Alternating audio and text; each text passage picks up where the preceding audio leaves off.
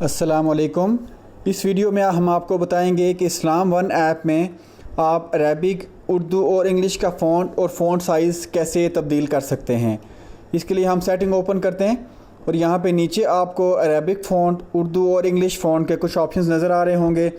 इस्लाम one app में हमने जो 5 अरेबिक के फ़ॉन्ट ऐड किए हैं, उनमें से जो भी आप सेलेक्ट करेंगे तो नीचे वाले कार्ड में आपको वो जो सिलेक्टेड फ़ॉन्ट है वो उसकी रेंडरिंग जो है वो नज़र आ रही होगी।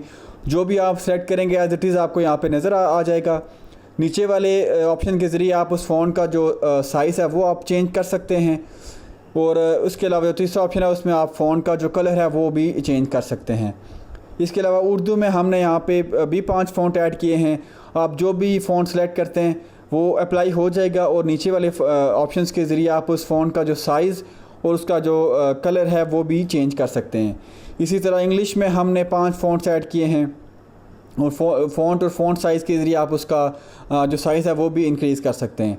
और आप जैसे यहाँ पे जो भी आपने सेलेक्ट किया होगा, अब जब दोबारा वापस आके ऐप में आप उसको ओपन करते हैं तो आप देखिएगा कि जो फ़ॉन्ट और फ़ॉन्ट साइज़ आपने सेटिंग में जाके सेलेक्ट किए थे वो एज़ इट इज़ ऐप में अरबिक और उर्दू के लिए अप्लाई हो गए हैं।